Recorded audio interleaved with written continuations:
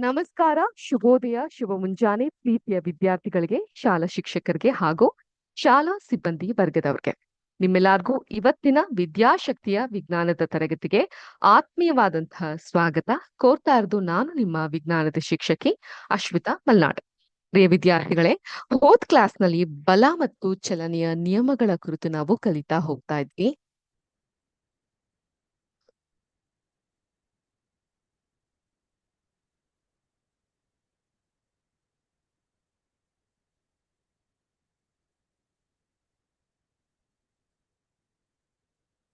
ಬಲ ಮತ್ತು ಚಲನೆಯ ನಿಯಮಗಳು. ಹೋದ್ ಕ್ಲಾಸ್ ನಲ್ಲಿ ನಾವು ಈ ಬಲ ಮತ್ತು ಚಲನೆಯ ನಿಯಮಗಳ ಕುರಿತು ಇರುವಂತಹ ನಮ್ಮ ಏನ್ ಹೇಳ್ತೀರಾ, ನ್ಯೂಟನ್ ರವರ ನಿಯಮಗಳ ಅನುಸಾರ ನಾವು ಅದರ 1ನೇ ನಿಯಮ 2ನೇ ನಿಯಮಗಳನ್ನ ಕಲಿತಾ ಹೋಗ್ತಾ ಇದ್ವಿ. ಜಡತ್ವ ಮತ್ತು ದ್ರವ್ಯ ರಾಶಿಗಳ ಕುರಿತು ಮತ್ತೆ ಚಲನೆಯ 2ನೆಯ ನಿಯಮವನ್ನ ಕುರಿತು ನಾವು ಕಲಿತಾ ಹೋಗ್ತಾ ಇದ್ವಿ. ಅದನ್ನ ಫಾರ್ಮುಲಾವನ್ನ, ಸಮೀಕರಣವನ್ನ ಹೇಗೆ ಡಿರೈವ್ ಮಾಡಿದ್ವಿ ಅಂತ ಕಲಿತಾ ಇದ್ವಿ. ಈಗ ಥಿಯೋರೆಟಿಕಲ್ ಆಗಿ ಅಂದ್ರೆ ಸೈದ್ಧಾಂತಿಕವಾಗಿ ಈ ವಿಷಯವನ್ನ ಕಲಿಯೋದ್ರ ಬದಲು ಸ್ವಲ್ಪ ಇನ್ಫಾರ್ಮೇಟಿವ್ ಆಗಿ, ಅಷ್ಟೇ ಒಂದ್ ಸ್ವಲ್ಪ ಸುಂದರವಾಗಿ ಕಾಣೋ ಹಾಗೆ ಒಂದು ಪವರ್ ಪಾಯಿಂಟ್ ಪ್ರೆಸೆಂಟೇಶನ್ ಮೂಲಕ ನಾವು ಈ ಒಂದು ವಿಷಯವನ್ನ ಕಲಿಯೋಣ. ಇದೀಗ ನನ್ನ ಸ್ಕ್ರೀನ್ ಅನ್ನ ನಿಮ್ಗೆ ಶೇರ್ ಮಾಡ್ತಾ ಇದ್ದೀನಿ. ಬಲ ಮತ್ತು ಚಲನೆಯ ನಿಯಮಗಳು ಈ ಒಂದು ಪಾಠಕ್ಕೆ ಸಂಬಂಧಪಟ್ಟಂತಹ ಡಿಸ್ಕ್ರಿಪ್ಟಿವ್ ಆಗಿರುವಂತಹ, ಅಂದ್ರೆ ಏನು ಕಂಟೆಂಟ್ ಇರುತ್ತೆ ಅದನ್ನ ಕಂಟೆಂಟ್ ಮೂಲಕ ಹೇಳೋದಕ್ಕಿಂತ ಹೆಚ್ಚಾಗಿ ಪ್ರಶ್ನಾರ್ಥಗಳ ಮೂಲಕ ನಾವು ಹೇಳಿದಾಗ ಅದು ನಮ್ಗೆ ಪರೀಕ್ಷಾ ದೃಷ್ಟಿಯಿಂದ ಪ್ರಿಪೇರ್ ಆಗಿ ಪರೀಕ್ಷೆಯನ್ನ ಬರಲಿಕ್ಕೂ ಕೂಡ ಸಹಾಯಕವಾಗುತ್ತೆ. ಅದೇ ರೀತಿಯಾಗಿ ನಮ್ಗೆ ವಿಷಯನು ಕೂಡ ತುಂಬಾ ಅರ್ಥವತ್ತಾಗಿ ನಮ್ಮ ತಲೆಗೆ ಹೋಗ್ತಾ ಬರುತ್ತೆ. ಹಾಗಾದ್ರೆ ಬಲ ಮತ್ತು ಚಲನೆಯ ನಿಯಮಗಳು ಇದರ ಕುರಿತಂತಹ ಡಿಸ್ಕ್ರಿಪ್ಟಿವ್ ಪ್ರಶ್ನೆಗಳನ್ನ ನೋಡೋಣ. ನನ್ನ ಸ್ಕ್ರೀನ್ ನಿಮ್ಮೆಲ್ಲರಿಗೂ ಕಾಣಿಸ್ತಾ ಇದೆ ಅಂತ ಭಾವಿಸ್ತೀನಿ. ಇಲ್ಲಿ ಒಂದು ಮರದ ಟೊಂಗೆಯನ್ನ ನೀವು ಕಾಣಬಹುದು. ಚಿತ್ರದಲ್ಲಿ you can see a tree branch, ಮರದ ಟೊಂಗೆ ಒಂದನ್ನ ನೀವು ಕಾಣಬಹುದು. ಜೋರಾಗಿ ಮರದ ಟೊಂಗೆಗಳನ್ನ ಅಲುಗಾಡಿಸಿದಾಗ ಕೆಲವು ಎಲೆಗಳು ಅದರಿಂದ ಬೇರ್ಪಡುತ್ತವೆ, ಯಾಕೆ? ವಿವರಿಸಿ. ಈಗ ನಾನು ನೀವು ಎಲ್ಲ ಚಿಕ್ಕವರಾಗಿದ್ದಾಗ ಮರದ ಮೇಲೆ ಮರಕೋತಿ ಆಟ ಆಗಿರ್ಬಹುದು, ಅಥವಾ ಬಸ್ ಆಟ ಆಗಿರ್ಬಹುದು, ಕಂಡಕ್ಟರ್ ಆಟಗಳಾಗಿರ್ಬಹುದು ಆಡಿದೀವಲ್ವಾ? ನಾವೆಲ್ಲ ಮರವನ್ನ ಹತ್ತಿದೀವಲ್ಲ. ಮರವನ್ನ ಹತ್ತಿ ಆ ಟೊಂಗೆಯ ಮೇಲೆ ನಾವು ಕೂತು ಆಟವನ್ನ ಆಡ್ತಿರ್ಬೇಕಾದ್ರೆ ಏನಾಗುತ್ತೆ, ಮರದ ಕೊಂಬೆಯಿಂದ ಕೆಲವೊಂದು ಎಲೆಗಳು ಬೇರ್ಪಡೋದು ಅಥವಾ ಉದುರು ಹೋಗೋದನ್ನ ನಾವು ನೋಡ್ತೀವಿ. ಯಾಕೆ ಅನ್ನೋದ್ರ ಬಗ್ಗೆ ಯಾರಾದ್ರೂ ಯೋಚಿಸಿದ್ರಾ? ಗಾಳಿಗೆ ಅಥವಾ ಒತ್ತಡಕ್ಕೆ ಹಾರಿ ಹೋಗಿರಬಹುದೇನೋ ಅನ್ನುವಂತಹ ಉತ್ತರಕ್ಕಿಂತ ಒಬ್ಬ ವಿಜ್ಞಾನದ ವಿದ್ಯಾರ್ಥಿ ಯೋಚಿಸುವಂತಹ ರೀತಿಯಲ್ಲಿ ಈ ಒಂದು ಉತ್ತರವನ್ನ ಕಂಡುಕೊಳ್ಳೋದು ಬಹಳ ಶ್ರೇಷ್ಠ ಅಂತ ಅನ್ಸುತ್ತೆ. ನೋಡಿ, ಮರದ ಕೊಂಬೆಗಳು ಅಲುಗಾಡೋದ್ರಿಂದ ಚಲನೆಗೆ ಒಳಪಡುತ್ತೆ. ಇಲ್ಲಿ ಎಲೆಗಳು ನಿಶ್ಚಲ ಸ್ಥಿತಿಯಿಂದ ಅಂದ್ರೆ ಫಿಕ್ಸ್ಡ್ ಸ್ಟೇಟ್ ಇಂದ ಜಡತ್ವವನ್ನ ಅನುಸರಿಸಿ ಎಲೆಗಳು ಬೇರ್ಪಡುತ್ತೆ. ಅರ್ಥ ಆಯ್ತಾ? ಏನಾಗುತ್ತೆ, ಸಾಮಾನ್ಯವಾಗಿ ಹೇಳ್ತೀವಿ ಅಲ್ಲಾಡ್ಸಿದ್ರಿ ಅದಕ್ಕೋಸ್ಕರ ಅದು ಬಿದ್ದು ಹೋಯ್ತು ಅಂತ ಸಾಮಾನ್ಯ ಭಾಷೆಯಲ್ಲಿ ಹೇಳ್ತೀವಿ. ಆದ್ರೆ ಅದನ್ನೇ ಸ್ವಲ್ಪ ವೈಜ್ಞಾನಿಕವಾಗಿ ನೋಡೋದಾದ್ರೆ, ಚಲನೆ ಇದ್ದಂತಹ ಸಂದರ್ಭದಲ್ಲಿ ಏನಾಗುತ್ತೆ, ಚಲನೆಯಲ್ಲಿ ಜೋರಾಗಿ ಮರದ ಟೊಂಗೆ ಅಲ್ಗಾಡೋದ್ರಿಂದ ಅದು ಚಲನೆಗೆ, ಮೂವ್ಮೆಂಟ್ಗೆ ಒಳಪಡುತ್ತೆ. ಇಲ್ಲಿ ಎಲೆಗಳು ಫಿಕ್ಸ್ಡ್ ಸ್ಟೇಟ್ ಇಂದ ಏನಾಗುತ್ತೆ, ಜಡತ್ವದ ಸ್ಥಿತಿಗೆ ಅದು ಬಂದು ತಲುಪುತ್ತೆ ಅಲ್ವಾ? ಜಡತ್ವದ ಸ್ಥಿತಿಯಲ್ಲಿ ಇದ್ದಾಗ ಅದು ಕೆಳಗೆ ಬಿದ್ದು ಹೋಗುತ್ತೆ. ಈ ರೀತಿಯಾಗಿ ನೀವು ಜಡತ್ವವನ್ನ ಅಥವಾ ಪ್ರತಿಯೊಂದು ವಸ್ತುವು ಜಡತ್ವವನ್ನ ಹೊಂದಿರುತ್ತೆ ಅಂತ ಕೇಳಿದ್ರಿ. ಈ ರೀತಿಯಾಗಿ ಮರದ ಟೊಂಗೆಗಳು ಬಿದ್ದು ಹೋಗೋದ್ರ ಬಗ್ಗೆ ನೀವು ತಿಳ್ಕೊಂತಾ ಹೋಗಬಹುದು. ಓಕೆ, ಜಡತ್ವ ಅಂದ ತಕ್ಷಣ ನೀವು ನೆನಪಿಸ್ಕೊಬೇಕು, ಇದನ್ನು ಸಹ ಜಡತ್ವದಲ್ಲಿ 3 ಬಗೆಗಳನ್ನ ನಾವು ಅರ್ಥೈಸ್ಕೊಬೇಕಾಗತ್ತೆ. ಜಡತ್ವದಲ್ಲಿ ಯಾವ್ದ್ಯಾವ್ದದು? ಸ್ಥಿರ ಜಡತ್ವ, ಚಲನೆಯ ಜಡತ್ವ, ನೇರದ ಜಡತ್ವ. ಐ ರಿಪೀಟ್, ಜಡತ್ವದಲ್ಲಿ 3 ಬಗೆ ಇರುತ್ತೆ. ಲಾಸ್ಟ್ ಕ್ಲಾಸ್ ನಲ್ಲಿ ನಾನು ನಿಮ್ಗೆ ಹೇಳಿದ್ದೆ. ಏನೇನದು? ಸ್ಥಿರವಾದಂತಹ ಫಿಕ್ಸ್ಡ್ ಜಡತ್ವ, ಚಲನೆಯ ಜಡತ್ವ, ಮೂವ್ಮೆಂಟ್ ಇರುತ್ತೆ. ಅದೇ ರೀತಿ ನೇರವಾದಂತಹ ಜಡತ್ವ. ಈ ರೀತಿಯಾಗ 3 ಬಗೆಗಳನ್ನ ನಾವು ಜಡತ್ವದಲ್ಲಿ ಕಾಣ್ತಾ ಹೋಗಬಹುದು. ಆದ್ರಿಂದ ಮರದ ಟೊಂಗೆ ಕೊಂಬೆಗಳು ಅಲುಗಾಡೋದ್ರಿಂದ ಚಲನೆಗೆ ಒಳಪಡುತ್ತೆ. ಚಲನೆಯ ಜಡತ್ವ ಇಲ್ಲಿ ಉಂಟಾಗುತ್ತೆ. ನಿಶ್ಚಲ ಸ್ಥಿತಿಯಿಂದ ಚಲನೆಯ ಜಡತ್ವವನ್ನ ಅನುಸರಿಸಿ ಎಲೆಗಳು ಬೇರ್ಪಡುತ್ತೆ. ಓಕೆ, ಎರಡನೆಯ ಪ್ರಶ್ನೆ ಅಥವಾ ಒಂದು ಸ್ಲೈಡ್ ನಾವು ಹೋಗೋಣ. ಇದನ್ನ ಸ್ವಲ್ಪ ದೊಡ್ಡ ಮಾಡ್ತೀನಿ.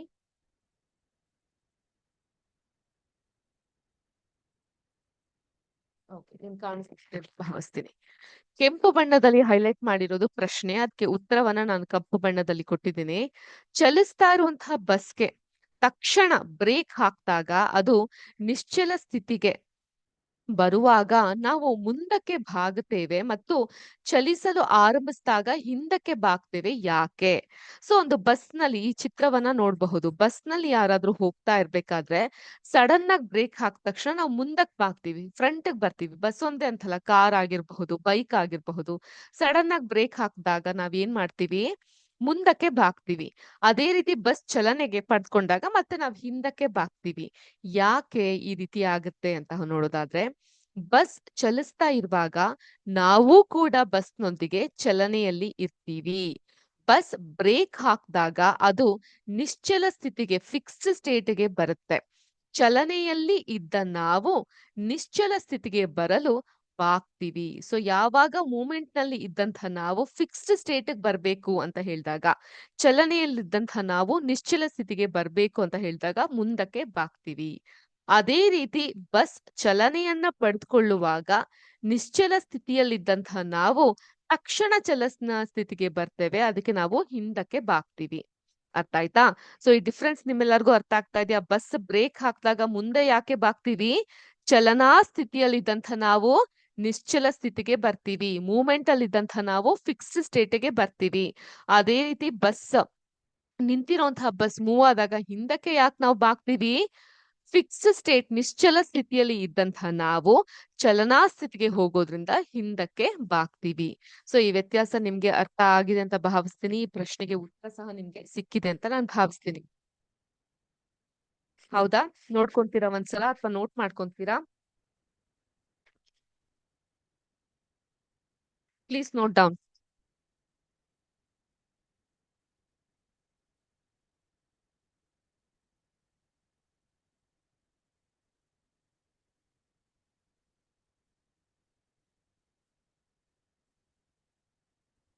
ಜೊತೆಗೆ ಜಡತ್ವದ ಡೆಫಿನಿಷನ್ ಸಹ ನಾವು ನೆನಪಲ್ಲಿ ಇಟ್ಕೊಬೇಕಾಗತ್ತೆ.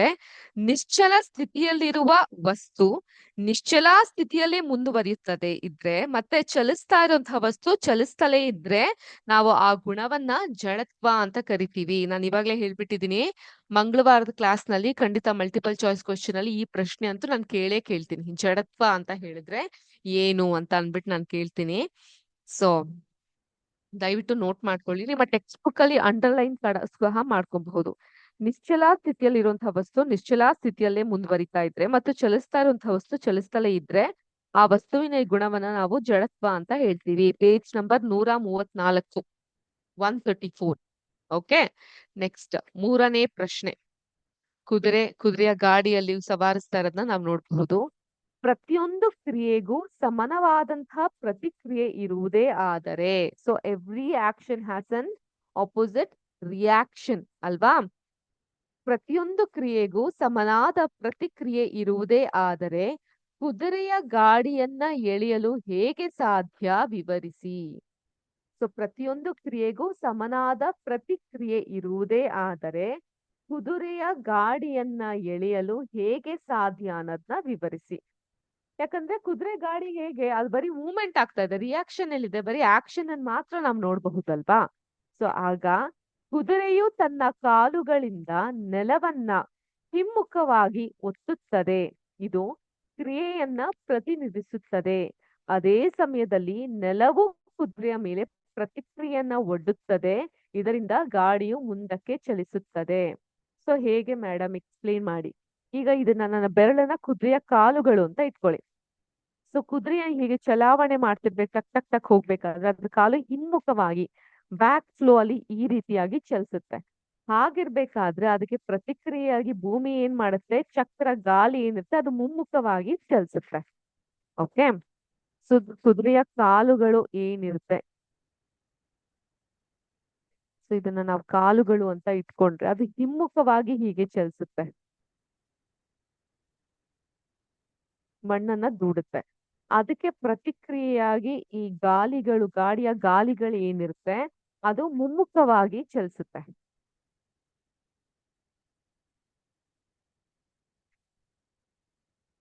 ಈ ವ್ಯತ್ಯಾಸ ಅರ್ಥ ಆಗ್ತಾ ಇದೆ ಅಂತ ಭಾವಿಸ್ತೀನಿ. ಸೊ ಕುದುರೆಯ ಗಾಡಿ ಹಿಮ್ಮುಖವಾಗಿ ಮಣ್ಣನ್ನ, ನೀವು ಕುದುರೆಯ ಗಾಡಿಯನ್ನ ಅಬ್ಸರ್ವ್ ಮಾಡಿ, ಕುದುರೆ ಹೇಗೆ ಸವಾರಿಸುತ್ತೆ ಅಂತ. ಹಿಮ್ಮುಖವಾಗಿ ನೆಲವನ್ನ ತಳ್ತಾ ಇರುತ್ತೆ, ಅದಕ್ಕೆ ಪ್ರತಿಯಾಗಿ ಈ ಗಾಳಿ ಮುಮ್ಮುಖವಾಗಿ ಚಲಿಸ್ತಾ ಇರುತ್ತೆ. ಸೊ ಆದ್ರಿಂದ ಪ್ರತಿಯೊಂದು ಕ್ರಿಯೆಗೂ ಪ್ರತಿಕ್ರಿಯೆ, for every action there is an opposite reaction ಅನ್ನೋದು ನಮ್ಗೆ ಇಲ್ಲಿಂದ ತಿಳಿತಾ ಬರುತ್ತೆ. ಏನ್ ಕೊಟ್ಟಿದ್ದಾರೆ ಇಲ್ಲಿ ಜೋರಾಗಿ ಹೇಳಿ. ಕುದುರೆಯು ತನ್ನ ಕಾಲುಗಳಿಂದ ನೆಲವನ್ನ ಹಿಮ್ಮುಖವಾಗಿ ಒತ್ತುತ್ತದೆ, ಇದು ಕ್ರಿಯೆಯನ್ನ ಪ್ರತಿನಿಧಿಸುತ್ತದೆ. ಅದೇ ಸಮಯದಲ್ಲಿ ನೆಲವು ಕುದುರೆಯ ಮೇಲೆ ಪ್ರತಿಕ್ರಿಯೆಯನ್ನ, ರಿಯಾಕ್ಷನ್ ಅನ್ನ ಒಡ್ಡುತ್ತದೆ. ಇದರಿಂದ ಕುದುರೆಯ ಗಾಡಿಯು ಮುಂದಕ್ಕೆ ಚಲಿಸ್ತಾ ಹೋಗುತ್ತೆ. ಸೊ ಈ ಇಮೇಜ್ ಅನ್ನ ನಾವು ನೋಡೋದಾದ್ರೆ ಇನ್ನೊಂದ್ ಸ್ವಲ್ಪ ದೊಡ್ಡದ್ ಮಾಡಿ ತೋರಿಸ್ತೀನಿ. ಇಲ್ಲಿ ಕುದುರೆ ಹಿಮ್ಮುಖವಾಗಿ ಚಲಿಸ್ತಾ ಇದ್ದಾಗ ಗಾಡಿ ಮುಮ್ಮುಖವಾಗಿ ಚಲಿಸ್ಲಿಕ್ಕೆ ಅದು ಸಾಧ್ಯ ಮಾಡ್ತಾ ಬರುತ್ತೆ. ಓಕೆ, ನೆಕ್ಸ್ಟ್ ಇದು ಅರ್ಥ ಆಗಿದೆ ಅಂತ ನಾನು ಭಾವಿಸ್ತೀನಿ. ನೆಕ್ಸ್ಟ್ 4ನೆಯ ಪ್ರಶ್ನೆ. ರಬ್ಬರ್ ನಳಿಕೆಯ ಮೂಲಕ, ರಬ್ಬರ್ ನಳಿಕೆ ಇಲ್ಲಿ ಕಾಣಿಸ್ತಾ ಇದೆಯಲ್ಲ, ರಬ್ಬರ್ ಕೊಳಾಯಿಗೆ ನಾವು ಹಾಕ್ತಿವಲ್ಲ, ರಬ್ಬರ್ ನಳಿಕೆಯ ಮೂಲಕ ಭಾರೀ ಪ್ರಮಾಣದ ನೀರು ರಭಸವಾಗಿ ಹೊರಹೊಮ್ಮುವಾಗ ಅಗ್ನಿ ನಂದಿಸುವವರಿಗೆ ನಳಿಕೆ ಹಿಡಿದುಕೊಳ್ಳುವುದು ಬಹಳ ಕಷ್ಟವಾಗುತ್ತದೆ, ಕಾರಣ ತಿಳಿಸಿ. ಸೊ ಅಗ್ನಿಶಾಮಕದವರು ಯೂಸ್ ಮಾಡ್ತಾರೆ ಈ ವಾಟರ್ ಅನ್ನ. ಯಾವ ವಾಟರ್ ಅನ್ನ? ಅಗ್ನಿಯನ್ನ ನಂದಿಸ್ಲಿಕ್ಕೆ ಬಳಸುವಂತ ನೀರನ್ನ. ಅಂತಹ ಸಮಯದಲ್ಲಿ ನೀರು ರಭಸವಾಗಿ ಹೊರಹೊಮ್ಮುವಾಗ ಉಂಟಾಗುವ ಕ್ರಿಯೆಗೆ ಪ್ರತಿಕ್ರಿಯೆಯಾಗಿ ನೀರು ಹೊರಹೊಮ್ಮುವ ದಿಕ್ಕಿಗೆ ವಿರುದ್ಧವಾಗಿ ನಳಿಕೆ ಚಲಿಸುವುದರಿಂದ. ಸೊ ಅವ್ರಿಗೆ ಬಹಳ ಕಷ್ಟ ಏನಕ್ಕಾಗುತ್ತೆ? ನೀರು ರಭಸವಾಗಿ ಹೊರ ಹೊಮ್ಮೋದ್ರಿಂದ ಉಂಟಾಗುವ ಪ್ರತಿಕ್ರಿಯೆಗೆ ನೀರು ಹೊಮ್ಮುವ ದಿಕ್ಕಿಗೆ ವಿರುದ್ಧವಾಗಿ ನಳಿಕೆ ಚಲಿಸುತ್ತೆ. ಸೊ ನಾವು ಕೂಡ ಪೈಪಲ್ಲಿ ನೀರನ್ನ ಚೆಲ್ಬೇಕಾದ್ರೆ ಅಬ್ಸರ್ವ್ ಮಾಡಿರ್ಬಹುದು.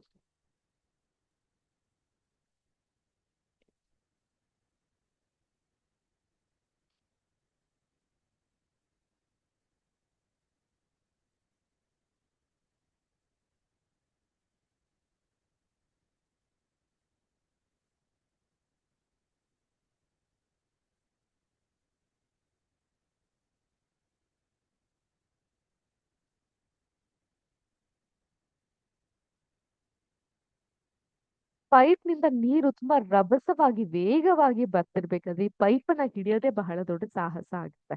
ಅದ್ರ ಕಡೆಗೂ ಕೂಡ ಮೂವ್ಮೆಂಟ್ ಇರುತ್ತೆ. ಸೊ ಇದ್ರ ಎಕ್ಸ್ಪ್ಲನೇಷನ್ ಇಲ್ಲಿದೆ. ಇಲ್ಲಿರುವಂತಹ ಒಂದು ಕ್ರಿಯೆಗೆ ಪ್ರತಿಕ್ರಿಯೆಯಾಗಿ ಇದು ಈ ರೀತಿಯಾಗಿ ಹೋಗ್ತಾ ಇರುತ್ತೆ. ಅರ್ಥ ಆಯ್ತಾ? ಸೊ ಏನು ಆಗುತ್ತೆ ಅವಾಗ? ನೀರು ರಭಸವಾಗಿ ಹೊರ ಹೊಮ್ಮುವಾಗ ಉಂಟಾಗುವ ಕ್ರಿಯೆಗೆ ಪ್ರತಿಕ್ರಿಯೆಯಾಗಿ ನೀರು ಹೊರ ಹೊಮ್ಮುವ ದಿಕ್ಕಿಗೆ ವಿರುದ್ಧವಾಗಿ ನಳಿಕೆ ಚಲಿಸೋದ್ರಿಂದ ಸೊ ಯಾರಿಗೆ ಅಗ್ನಿ ನಂದಿಸುವವ್ರಿಗೆ ನಳಿಕೆನ ಹಿಡಿದುಕೊಳ್ಳೋದು ಬಹಳ ಕಷ್ಟವಾಗುತ್ತೆ. ಕ್ಲಿಯರ್? ನೆಕ್ಸ್ಟ್ ಪ್ರಶ್ನೆಗೆ ಹೋಗಬಹುದಾ? ನೋಟ್ ಮಾಡ್ಕೊಳ್ತಾ ಇದ್ದೀರಾ ಅಥವಾ 1 ನಿಮಿಷದ ಸಮಯ ಬೇಕಾ? ನೆಕ್ಸ್ಟ್ ಪ್ರಶ್ನೆಗೆ ಹೋಗೋಣ. You want 1 minute time? Okay, ತಗೊಳ್ಳಿ, ನೀಟಾಗಿ ನೋಟ್ ಮಾಡ್ಕೊಳ್ಳಿ.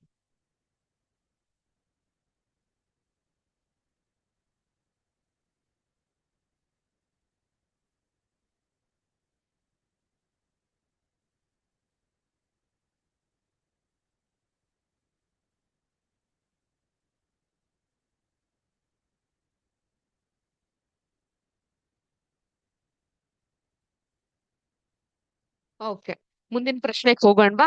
ನೋಡಿ ಇಲ್ಲಿ. ಒಂದು 4 kg ತೂಕ ಇರುವಂತಹ ಒಂದು ಬಂದೂಕಿನಿಂದ 50 kg ತೂಕದ ಗುಂಡು 35 ಮೀಟರ್ ಪರ್ ಸೆಕೆಂಡ್ ವೇಗದಲ್ಲಿ, ಇದು ಬೇಗ ಅಂತ ತೋರಿಸ್ತದೆ, ಬೇಗ ಅಲ್ಲ, ವೇಗದಲ್ಲಿ ಹೊರಹೊಮ್ಮುತ್ತದೆ. ಹಾಗಾದರೆ ಬಂದೂಕು ಯಾವ ವೇಗದಲ್ಲಿ? ಇದು ಬೇಗ ಅಂತ ಇದೆ, ಇದು ಬೇಗ ಅಲ್ಲ, ವೇಗ. ಯಾವ ವೇಗದಲ್ಲಿ ಹಿಮ್ಮೆಟ್ಟುತ್ತದೆ ಲೆಕ್ಕಾಚಾರ ಮಾಡಿ. ಸೊ ಇಲ್ಲೊಂದು ಪ್ರಶ್ನೆಯನ್ನ ಅವರು ಕೇಳ್ತಾ ಇದ್ದಾರೆ. ಏನು? 4 kilograms ತೂಕವಿರುವಂತಹ ಒಂದು ಬಂದೂಕು ರಿವಲ್ವಾರ್ ಇಂದ 50 kg ತೂಕದ ಗುಂಡು, 50 kg ತೂಕದ ಬುಲೆಟ್ 35 ಮೀಟರ್ ಪರ್ ಸೆಕೆಂಡ್ ವೇಗದಲ್ಲಿ ಹೊರಹೊಮ್ಮುತ್ತೆ. ಹಾಗಾದ್ರೆ ಬಂದೂಕು ಯಾವ ವೇಗದಲ್ಲಿ ಹಿಮ್ಮೆಟ್ಟಲ್ಪಡುತ್ತದೆ ಲೆಕ್ಕಾಚಾರ ಮಾಡಿ. ನಾನು ಹೋದ್ ಕ್ಲಾಸ್ ನಲ್ಲಿ ನಿಮ್ಗೆ ಇದನ್ನ ಚಲನೆಯ ಎರಡನೆಯ ನಿಯಮವನ್ನ ಹೇಳ್ಕೊಡ್ತಿರ್ಬೇಕಾದ್ರೆ ಒಂದು ಫಾರ್ಮುಲಾ ಡಿರೈವೇಶನ್ ಮಾಡಿದ್ವಿ. ಸಮೀಕರಣ ಹೇಗೆ ಹುಟ್ಟು ಅನ್ನೋದ್ರ ಮಾಡಿದ್ವಿ. ಸೊ ಆ ಒಂದು ಸಮೀಕರಣವನ್ನ M1 MV2 ಅವೆಲ್ಲ ನೆನಪಿದೆ ಅಂತ ಭಾವಿಸ್ತೀನಿ. ಸಮೀಕರಣವನ್ನ ಬಳಸಿ ನಾವು ಈ ಒಂದು ಪ್ರಶ್ನೆಗೆ ಉತ್ತರವನ್ನ ಕಂಡುಕೊಳ್ಬೇಕಾಗತ್ತೆ. ಈಗ ದತ್ತಾಂಶ ಏನ್ ಕೊಟ್ಟಿದ್ದಾರೆ ತುಂಬಾ ಇಂಪಾರ್ಟೆಂಟ್ ಆದಂತಹ ಪಾಯಿಂಟ್ ಅನ್ನ ಹೇಳ್ತೀನಿ, ನೋಟ್ ಮಾಡ್ಕೊಳ್ಳಿ.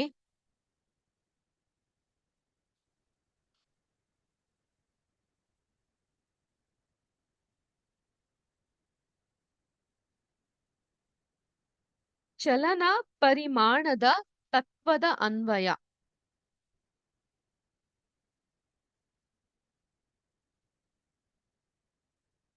ಚಲನ ಪರಿಮಾಣದ ತತ್ವದ ಅನ್ವಯ.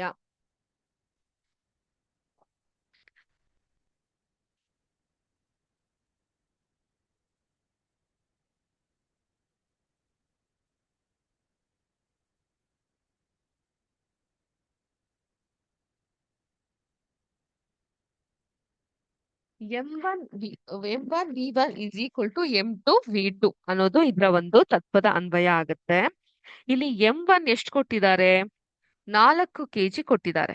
V1 ಎಷ್ಟಿದೆ ನಮ್ಗೆ ಗೊತ್ತಿಲ್ಲ, ವೇಗ ಎಷ್ಟಿದೆ ಗೊತ್ತಿಲ್ಲ. ಅದೇ ರೀತಿ M2 50 ಗ್ರಾಮ್, ಅರ್ಥ ಆಯ್ತಾ? 50 ಕಿಲೋಗ್ರಾಮ್ ಅಲ್ಲ, 50 ಗ್ರಾಮ್. ಸೊ 1 kgಗೆ ಎಷ್ಟು ಕಿಲೋಗ್ರಾಮ್ ಆಗುತ್ತೆ? ಸಾರಿ, ಎಷ್ಟು ಗ್ರಾಮ್ ಆಗುತ್ತೆ? 1000 gram is equal to 1 kg ಅಲ್ವಾ?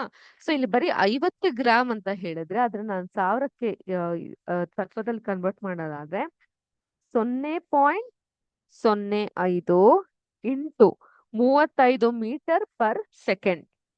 ಈಗ V1 is equal to 0.05 into 35 divided by 4. ಇದನ್ನ ನಾನು ನೀವು ಬರಿಬಹುದು.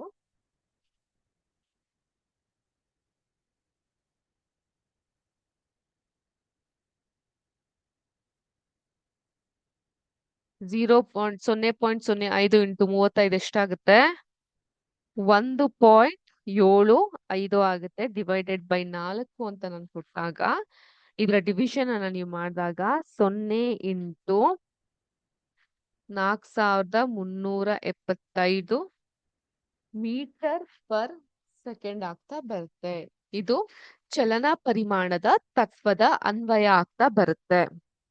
ಓಕೆ, ನೋಟ್ ಮಾಡ್ಕೊಳ್ಳಿ.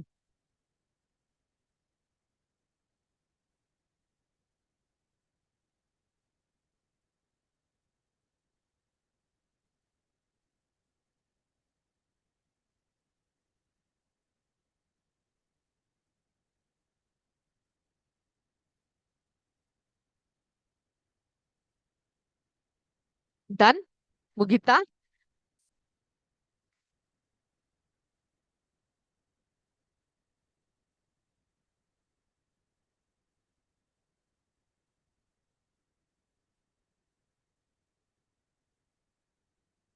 ಈಗ ಹೆಚ್ಚುವರಿ ಪ್ರಶ್ನೆಗಳನ್ನ ನೋಡ್ತಾ ಬರೋಣ, ಪ್ರಾಬ್ಲಮ್ಸ್ ಗಳನ್ನ ನೋಡ್ತಾ ಬರೋಣ. ಈಗ ಮೊದಲನೇ ಪ್ರಾಬ್ಲಮ್ ಹೀಗಿದೆ. ರಾಶಿ ಸ್ವಲ್ಪ ದೊಡ್ಡದಾಗಿ ತೋರಿಸ್ತೀನಿ. ರಾಶಿ 100 ಗ್ರಾಂ ಮತ್ತು 200 ಗ್ರಾಂ ಎರಡೂ ವಸ್ತುಗಳು ಒಂದೇ ನೇರದಲ್ಲಿ ಕ್ರಮವಾಗಿ 2 ಮೀಟರ್ ಪರ್ ಸೆಕೆಂಡ್ ಮತ್ತು 1 ಮೀಟರ್ ಪರ್ ಸೆಕೆಂಡ್ ವೇಗದಲ್ಲಿ ಚಲಿಸುತ್ತವೆ. ಅವುಗಳು ಒಂದಕ್ಕೊಂದು ಡಿಕ್ಕಿಯಾಗುತ್ತವೆ. ಆನಂತರ ಮೊದಲ ವಸ್ತು 1.67 ಮೀಟರ್ ಸೆಕೆಂಡ್ ವೇಗದಲ್ಲಿ ಚಲಿಸಲು ಆರಂಭಿಸುತ್ತದೆ.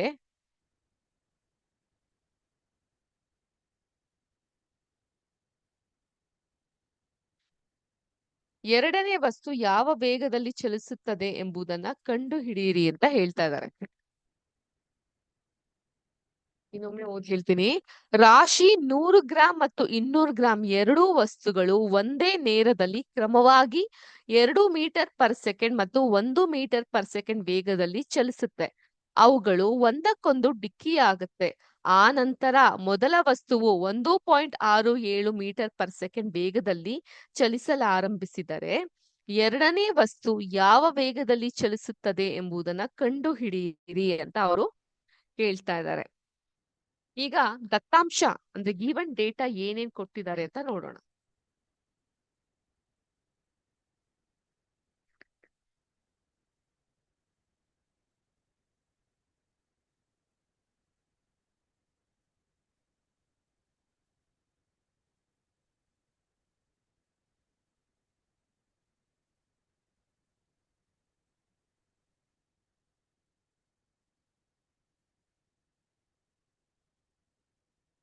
M1 ಎಷ್ಟಿದೆ?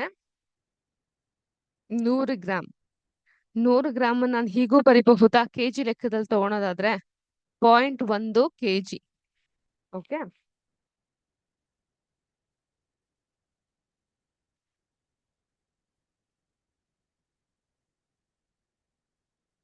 2 ಮೀಟರ್ ಪರ್ ಸೆಕೆಂಡ್ U1.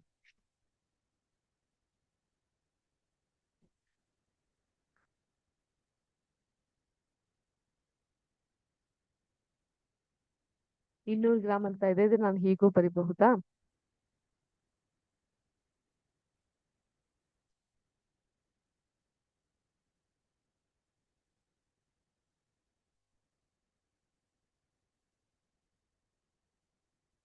ಎರಡು ಮೀಟರ್ ಪರ್ ಸೆಕೆಂಡ್ ಇದು ಕೊಟ್ಟಂತಹ ದತ್ತಾಂಶ. ಈಗ ಡಿಕ್ಕಿ ಹೊಡೆದ ನಂತರ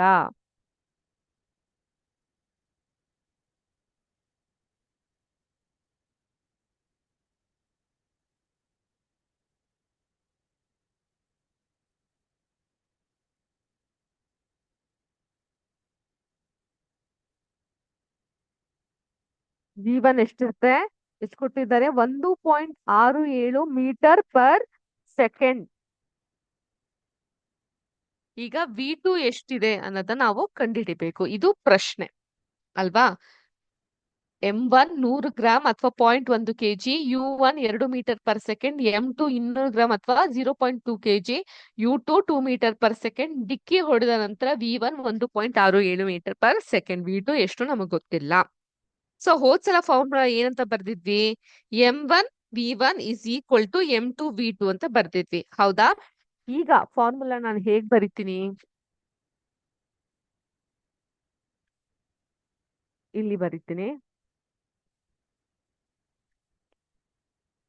M1 U1 plus M2 U2 is equal to M1 plus M1 V1 plus M2 V2 ಇದಾಗಿರುತ್ತೆ. M1 U1 plus M2 U2 is equal to M1 V1 plus M2 V2 ಈ ರೀತಿಯಾಗಿ ಆಗಿರುತ್ತೆ. ಸೊ ಇದನ್ನೇ ನಾವು ಸಮೀಕರಣ ಮಾಡಿ ಬರೆಯೋದಾದ್ರೆ M1 ಎಷ್ಟಿದೆ? 0.1 ಇಂಟು U1 ಎಷ್ಟಿದೆ? 2 ಮೀಟರ್ ಪ್ಲಸ್ M2 ಎಷ್ಟಿದೆ? 200 ಗ್ರಾಮ್ ಅಥವಾ 0.2. U2 ಎಷ್ಟಿದೆ? 2 metre per second is equal to M1 ಎಷ್ಟು? 0.1 ಇಂಟು V1 ಎಷ್ಟಿದೆ? V1 ಎಷ್ಟಿದೆ? 1.67 ಪ್ಲಸ್ M2 ಎಷ್ಟಿದೆ? 0.2 ಇಂಟು V2 ಎಷ್ಟಿದೆ? ನಮ್ಗೆ ಗೊತ್ತಿಲ್ಲ, ನಾವ್ ಅದನ್ನ ಕಂಡು ಹಿಡಿಯಬೇಕು. ಸೊ ಈಗ ಇದನ್ನ ನೋಡೋಣ. 0.1 ಇಂಟು 2 ಎಷ್ಟಾಗುತ್ತೆ? 0.2 ಪ್ಲಸ್ 0.2 ಇಂಟು 2 ಎಷ್ಟಾಗುತ್ತೆ? ಅಲ್ಲಿ 2 ಅಲ್ಲ, ಇದು 1. U2 1 ಇದೆ, ಇಲ್ಲೂ ಕೂಡ 0.2 ಆಗುತ್ತೆ. ಇಸ್ ಈಕ್ವಲ್ ಟು 0.1 ಇಂಟು 0.167 0.167 ಆಗುತ್ತೆ.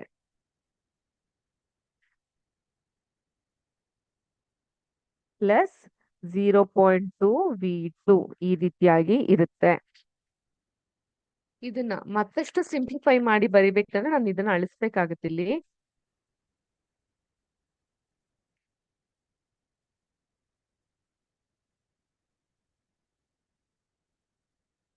ಪಾಯಿಂಟ್ 2 ಇಷ್ಟಾಗುತ್ತೆ.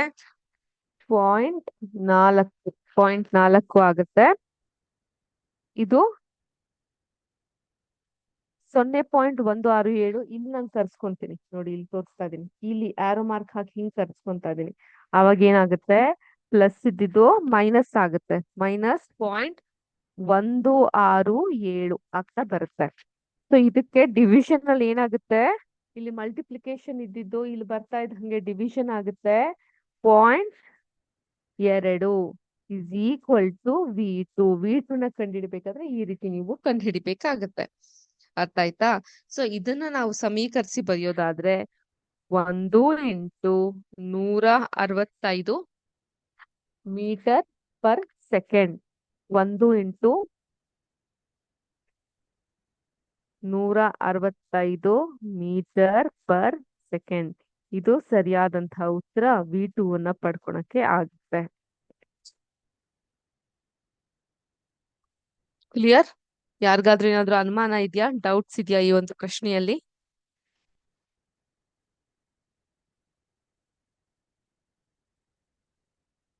ಸೊ ಇದು ಸರಿಯಾದಂತಹ ಉತ್ತರ ಆಗಿರುತ್ತೆ. ಓಕೆ,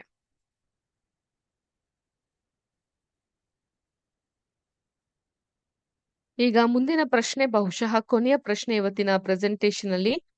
ಮುಂದಿನ ಕ್ಲಾಸ್ ಅಲ್ಲಿ ಮತ್ತೆ 2 ಪ್ರಶ್ನೆಗಳನ್ನ ಎಕ್ಸ್ಪ್ಲೇನ್ ಮಾಡ್ತೀನಿ. ಬೆಟ್ಟ ಒಂತರದ ಮೇಲಿನ ನಿಶ್ಚಲ ಸ್ಥಿತಿಯಲ್ಲಿದ್ದು,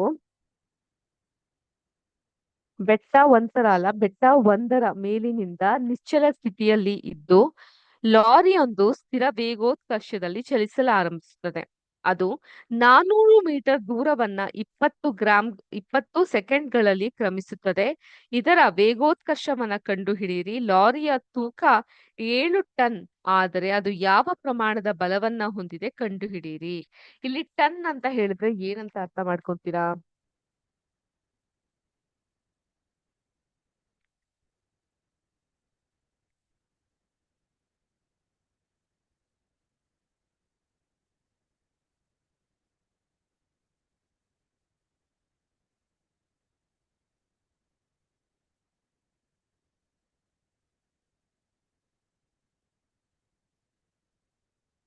ಒಂದು ton is equal to 1000 KG. 1000 KG.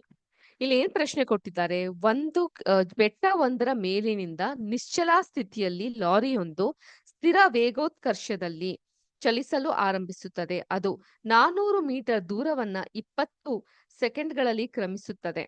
ಇದರ ವೇಗೋತ್ಕರ್ಷವನ್ನ ಕಂಡುಹಿಡಿಬೇಕು. ಲಾರಿಯ ತೂಕ 7 ಟನ್ ಆದ್ರೆ ಅದು ಯಾವ ಪ್ರಮಾಣದ ಬಲವನ್ನ ಹೊಂದಿದೆ? ಟನ್ ಅಂದ್ರೆ ಇಲ್ಲಿ 1000 ಕೆಜಿ. ಸೊ 7000 ಕೆಜಿ ಆಗಿದೆ ಲಾರಿ. ಅರ್ಥ ಆಯ್ತಾ? ಈಗ ಏನೇನ್ ಕೊಟ್ಟಿದ್ದಾರೆ ನೋಡೋಣ. ಮೊದಲನೇ 0 ಮೀಟರ್ ಪರ್ ಸೆಕೆಂಡ್ ಅನ್ನೋದನ್ನ ಕೊಟ್ಟಿದ್ದಾರೆ. ಎಸ್, ಸಮಯ 400 ಮೀಟರ್ ಚಲಿಸ್ತಾ ಇರೋದು. ಸಮಯ ತೆಗೆದುಕೊಳ್ಳೋದು 20 ಸೆಕೆಂಡ್. ಹಾಗೂ ನಾವು ಇದ್ರಲ್ಲಿ ಏನೇನ್ ಕಂಡುಹಿಡಿಬೇಕು? ಯಾವ ಪ್ರಮಾಣದ ಬಲವನ್ನ ಹೊಂದಿದೆ, ಫೋರ್ಸ್ ಅನ್ನ ಕಂಡುಹಿಡಿಬೇಕು, ಮತ್ತು ಇದರ ವೇಗೋತ್ಕರ್ಷ, ಫೋರ್ಸ್ ಮತ್ತೆ ಎ, ಇವೆರಡನ್ನ ಕಂಡುಹಿಡಿಬೇಕಾಗುತ್ತೆ ನಾವು. ಓಕೆ, ಈಗ M is equal to 7 ton is equal to 7 × 1000 KG ಅಥವಾ 7000 ಕೆಜಿ ಆಗಿರುತ್ತೆ. ಅರ್ಥ ಆಯ್ತಾ? ಈಗ ಬಲವನ್ನ ಕಂಡುಹಿಡಿಯಕ್ಕೆ ಫಾರ್ಮುಲಾ ಬರ್ದಿರ್ತೀನಿ. ನೆಕ್ಸ್ಟ್ ಕ್ಲಾಸ್ ನಲ್ಲಿ ನಾನು ನಿಮ್ಗೆ ತೋರಿಸ್ತೀನಿ ಹೇಗ್ ಮಾಡೋದು ಅಂತ. ESEUT plus 1/2 AT². ಈ ಫಾರ್ಮುಲಾ ಹಾಕಿ ಇದನ್ನ ಹೇಗ್ ಮಾಡಬಹುದು ಅಂತ ನೀವೊಂದ್ಸಲ ಯೋಚನೆ ಮಾಡಿ, ನಾನು ಮುಂದಿನ ಕ್ಲಾಸ್ ನಲ್ಲಿ ಯಾವ ರೀತಿ ಇದನ್ನ ಮಾಡಬಹುದು ಅಂತ ಎಕ್ಸ್ಪ್ಲೇನ್ ಮಾಡ್ತೀನಿ. ಫಾರ್ ನೌ ಇವತ್ತಿನ ಕ್ಲಾಸಿಗೆ ಇಷ್ಟು ಸಾಕು. ನೀವು ಬಹಳಷ್ಟು ವಿಷಯಗಳನ್ನ ಕಲ್ತಿದ್ದೀರಾ ಅಂತ ಭಾವಿಸ್ತೀನಿ. ಎಲ್ಲರಿಗೂ ಇವತ್ತಿನ ಪ್ರೆಸೆಂಟೇಶನ್ ಸಹ ಇಷ್ಟ ಆಯ್ತು ಅಂತ ಭಾವಿಸ್ತೀನಿ. ಎಲ್ಲರಿಗೂ ಧನ್ಯವಾದಗಳು. ಓಕೆ, ಶುಭ ದಿನ. ಜೈ ಹಿಂದ್, ಜೈ ಕರ್ನಾಟಕ ಮಾತೆ, ಜೈ ವಿದ್ಯಾಶಕ್ತಿ. ನಮಸ್ಕಾರ.